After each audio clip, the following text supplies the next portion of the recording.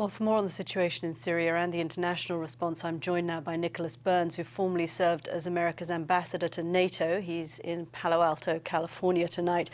Ambassador Burns, when you look at those children covered in shrapnel wounds or those families trying to get across the border and out of Aleppo, it's easy to understand, isn't it, why Syrian refugees feel that the international community has simply forgotten them, has let them down? Oh, I think that's right, Kadi. This is a refugee crisis of historic proportions. About 12 million Syrians in a population of 22.4 million now homeless.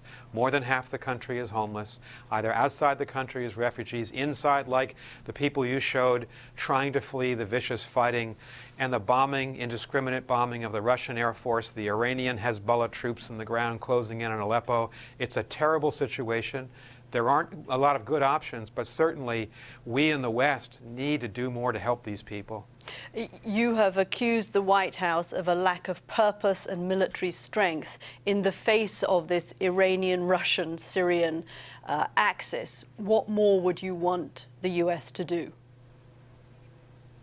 Well, I did say in a Washington Post op-ed I published last week with my colleague Jim Jeffrey, we said that we have enormous respect for President Obama. This is a very difficult situation, but we're not leading with strategic clarity and purpose.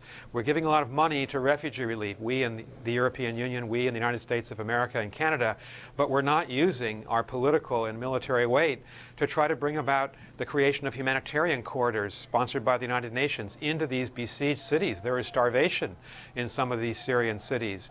We've refused, the United States, to create a safe zone in northern Syria along the Turkish border that would help be a place where people could flee. Now, this would be a difficult option. We should challenge the Russians to work with us in creating it. If they turn us down, then I think the United States, Europe, the Sunni Arab states ought to go forward. That means we'd have to put soldiers on the ground inside a safe zone to protect it. But what other alternative is there? If we don't act, these 12 million homeless will become 13 or 14 million before we know it. There are other people saying the same kinds of things that you are saying now in the United States, that the White House needs to do more. In your conversation with people in the Obama administration, do you get any indication that they are thinking of stepping up their engagement, their military engagement in Syria?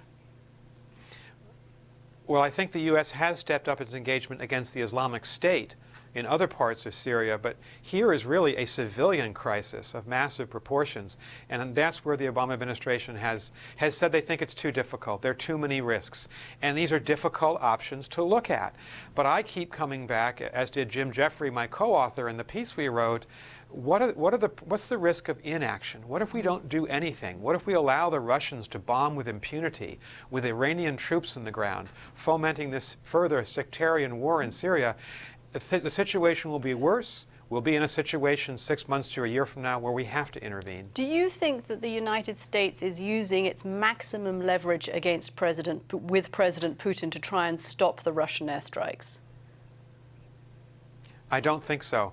I think, we could have said that we would sit out the diplomatic negotiations in Geneva. We wouldn't start them until those humanitarian corridors that the UN Security Council voted on would actually be established, that some of the sieges of these besieged of cities would be lifted so that the starving people could have food supplies brought in, so that the refugees could have a place to go. I think that's where the West can use its leverage with President Putin. We don't need to sit by and watch him bomb with impunity and with his indiscriminate bombing, and that's what the Russians are doing, kill a lot of civilians in the process. So I think we do need to use our leverage, and if the Russians won't go along with us, I think that Turkey, the Arab states, NATO countries, and the U.S. and Canada would have the right to create, this is not going to war, it's creating a safe zone to support civilians and try to protect civilians. Nicholas Burns, thank you very much.